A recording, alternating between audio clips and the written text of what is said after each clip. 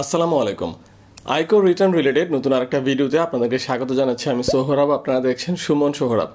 আজকে আপনাদেরকে দেখাবো খুবই গুরুত্বপূর্ণ একটা পার্ট আয়কর রিটার্নের, যেটা হচ্ছে অ্যাসেট অ্যান্ড লায়াবিলিটি পেজে আপনি ডিফারেন্সটা জিরো কীভাবে মেলাবেন।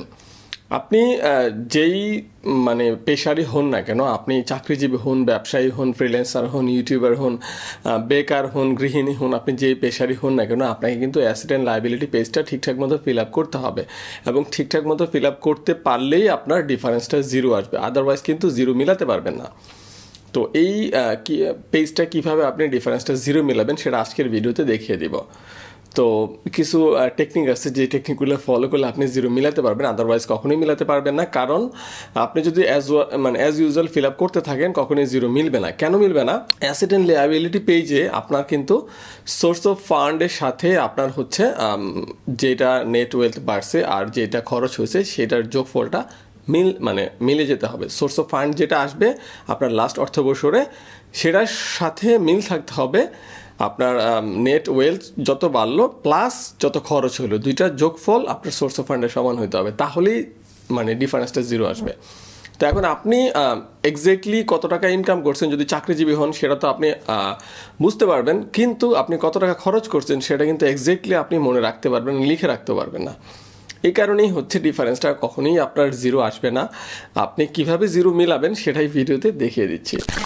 বাই দ্য ওয়ে, আপনি যদি কনফিডেন্ট না থাকেন যে আপনি নির্ভুলভাবে আপনার আয়কর রিটার্নটা কমপ্লিট করতে পারবেন ভিডিও দেখে দেখে, তাহলে আপনি একজন আয়কর আইনজীবীর সাহায্য নিতেই পারেন। সেক্ষেত্রে এখানে আমি একটা স্ক্রিনে নাম্বার দিয়ে দিচ্ছি, আপনি চাইলে ওনার সাথে কথা বলতে পারেন। যদি পেইড সার্ভিস নেন তাহলে ওনাকে কল দিবেন, আদারওয়াইজ ওনাকে ফ্রি সার্ভিসের জন্য বা ফ্রি কোনো হেল্পের জন্য কল দিয়ে বিরক্ত করবেন না।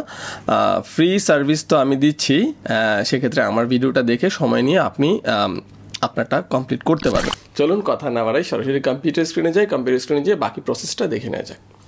তো কম্পিউটার স্ক্রিনে যাওয়ার পরে ছোট্ট একটা রিকোয়েস্ট তো থাকবেই। আপনি যদি এই ভিডিওটা নতুন দেখতেছেন, আমার চ্যানেলে নতুন, তাহলে অবশ্যই চ্যানেলটা সাবস্ক্রাইব করে পাশে থাকবেন। আমি কিন্তু নিয়মিতই পাসপোর্ট, এনআইডি, জন্ম নিবন্ধন, আয়কর, ই-টিন এগুলো নিয়ে ভিডিও করে থাকি। তো আপনারা কিন্তু দেখতে পাচ্ছেন আমি ই রিটার্নের ওয়েব পোর্টালের অ্যাসেট অ্যান্ড লায়াবিলিটি পেজে কিন্তু আসি অলরেডি। লগ ইন করে কমপ্লিট করতে করতে অ্যাসেট অ্যান্ড লায়াবিলিটি পেজটাতে আসলে আপনি এখানে চলে আসবেন। তো এগুলো কিভাবে ফিল আপ করবেন, অ্যাসেসমেন্ট, ইনকাম, এক্সপেন্ডিচার, এগুলো তো আমার বিভিন্ন ভিডিওতে আসেই। বাট এগুলো করার পরেও অনেকেই হচ্ছে এই পেজটাতে, অ্যাসেট অ্যান্ড লায়াবিলিটি পেজটাতে আসার পরে আপনি দেখবেন, লাস্টে এসে দেখবেন এখানে ডিফারেন্সটা জিরো হচ্ছে না হওয়াটা খুবই স্বাভাবিক। কারণ আমি যেটা একটু আগে বললাম যে আপনার হচ্ছে সোর্স অফ ফান্ড, আপনি তো কোথা থেকে ইনকাম করতেছেন সেটা আপনি জানেন। সো সোর্স অফ ফান্ডে যে আপনি ইনকাম করতেছেন সেটা আপনার ফিক্স, আপনি জানেন, কিন্তু খরচ কোথায় কোথায় কত টাকা করতেছেন একদম পাই হিসাব কিন্তু আপনার এক্স্যাক্টলি থাকবে না, কখনোই থাকবে না। এই যে আমরা এক্সপেন্ডিচার পেজে এই যে লিখছি এই 2,86,000 টাকা, এক্স্যাক্টলি কি এই টাকাটাই খরচ করা হয়েছে?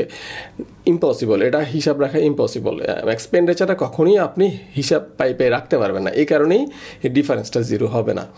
দেখবেন আপনার এখানে পার্থক্য থাকবেই। সেই পার্থক্যটা কীভাবে জিরো করবেন সেটা দেখিয়ে দিচ্ছি।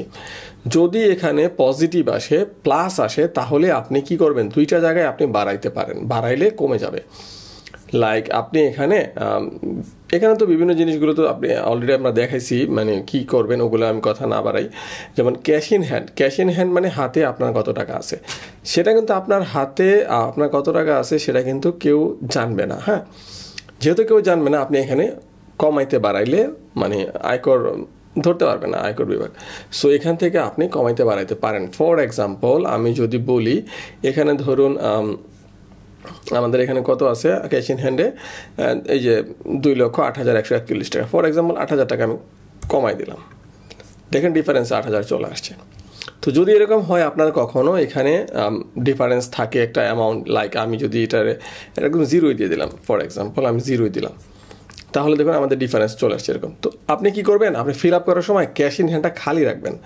লাইক এই যে ক্যাশ ইন হ্যান্ডের টিক দিয়ে এটা খালি জিরো বসায় রাখবেন, জিরো। খালি ব্ল্যাঙ্ক রাখলে আবার ঝামেলা করবে, আপনাকে কিছু কোনো একটা ভ্যালু বসাইতে হবে। সো আপনি এখানে জিরো বসাবেন ফার্স্টে। বসানোর পরে যখন সব কিছু কমপ্লিট করবেন, দেখবেন এখানে যে ভ্যালুটা আসছে সেটা কপি করে আপনি জাস্ট ক্যাশ ইন হ্যান্ডে এটা বসাই দিলেই দেখবেন ডিফারেন্স 0 হয়ে গেছে। তবে সেটা বিশ্বাসযোগ্য হইতে হবে। এখন যদি আপনি এখানে 2 লাখ হাতে থাকতে পারে, আপনি যদি এখানে দেখান যে 10-20 লাখ আপনার হাতে আছে, সেটা কিন্তু একটু অবিশ্বাস্য। আমাদের কারো হাতে এত টাকা থাকে না, ইউজুয়ালি আমরা ব্যাংকে রাখি।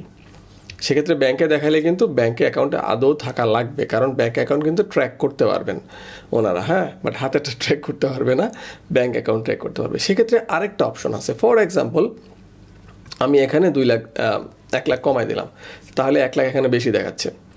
এখন এটা আমি কীভাবে মিলাবো? আমি এটা একটু সেভ করে নিই, আবার ব্যাকে চলে আসতেছি। এই যে দেখুন 1 লাখ আমাদের ডিফারেন্স দেখাচ্ছে। হ্যাঁ, কীভাবে মেলাবো? এখান থেকে আমরা চেঞ্জ করব না। ফর এক্সাম্পল, ক্যাশ ইন হ্যান্ডে আমরা চেঞ্জ করব না। এই 1 লাখও আমরা যদি মিলাইতে চাই, অন্য একটা অপশন আছে। আমরা এক্সপেন্ডিচার পেজে খরচ কত দেখেছি? 2,86,000 টাকা। এখানে যদি আমরা 3,86,000 দিই, মানে 1 লাখ টাকা খরচ বেশি দেখাই, সেভ দিলাম, নিচে যান, ডিফারেন্স 0 হয়ে গেছে। দুইটা জায়গায় আপনি চেঞ্জ করে এটা মিলাইতে পারবেন। খরচ, আপনি কত খরচ করছেন সেটা আয়কর বিভাগ বুঝবে না। সেখান থেকে আপনি যদি এখানে ভ্যালু পজিটিভ আসে, মানে বেশি থাকে, ওখানে ওটা যোগ করতে হবে এক্সপেন্ডিচারে। যত টাকা বেশি আসছে এক্সপেন্ডিচারে যত টাকা বাড়ায় দিবেন, খরচ বেশি দেখাবেন, তাহলে ওটা 0 হয়ে যাবে। অথবা যেটা বললাম, ক্যাশ ইন হ্যান্ডে আপনি ওই টাকাটা, ওই অ্যামাউন্টটা বেশি বাড়ায় দিবেন, তাহলেই 0 হয়ে যাবে। এখন যদি এরকম হয় আপনার এখানে ডিফারেন্স আসছে নেগেটিভ, তাহলে কি করবেন? সেক্ষেত্রে আপনাকে কি করতে হবে? খরচ কমাইতে হবে। উল্টা, লাইক আপনি যদি এখানে মনে করেন ডিফারেন্সটা আমি একটু নেগেটিভ করি,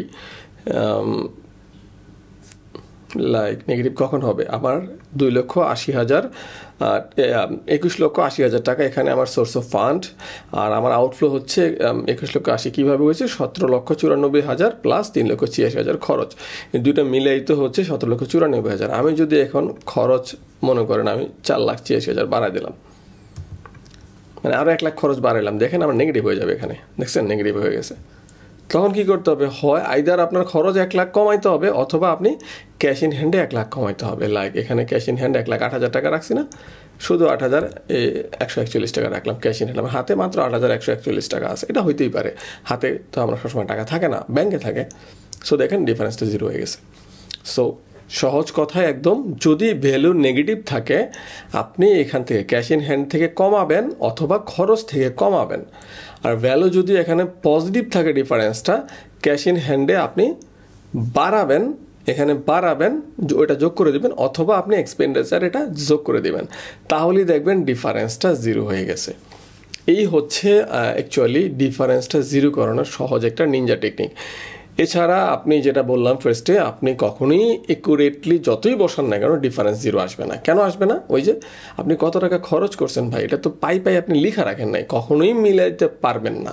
কারণ আপনার ইনকাম, যদি আপনি চাকরি করেন আপনার ইনকাম ফিক্স, আপনি জানেন আপনার স্যালারি কত, মাসে আপনি বা বছরে আপনি কত টাকা পাইছেন সেটা ফিক্স, আপনি জানেন, এটা মিলাইতে পারবেন। বাট খরচ কত করছেন সেটা মিলাইতে পারবেন না। দ্যাটস ওয়াই এই চালাকিটা একটু করতে হবে। একুরেটলি কখনোই মিলবে না, একটু 19-20 হবে, সেটা এভাবে মিলাবেন, যেটা বলে দিলাম। তো আশা করি আজকের ভিডিওটা দেখার পরে অ্যাটলিস্ট মানে রিটার্নের ফর্ম ফিল আপের সময় আপনার অ্যাসেট অ্যান্ড লায়াবিলিটি পেজ নিয়ে আর কোনো কনফিউশন থাকবে না। কীভাবে 0টা মিলাবেন এটা নিয়ে আর কোনো কনফিউশন আপনার থাকার কথা নয়, যদি ভিডিওটা না টেনে দেখে থাকেন। তো যদি না টেনে দেখে থাকেন, বুঝে থাকেন, অবশ্যই ভিডিওটা ভালো লাগবে। যদি ভালো লাগে অবশ্যই ভিডিওটাতে লাইক করতে ভুলবেন না, কোনো প্রশ্ন থাকলে কমেন্ট করতে ভুলবেন না। আজকে এই পর্যন্ত, আবার দেখা হচ্ছে নতুন কোনো ভিডিও নিয়ে। ভালো থাকবেন, আল্লাহ হাফেজ।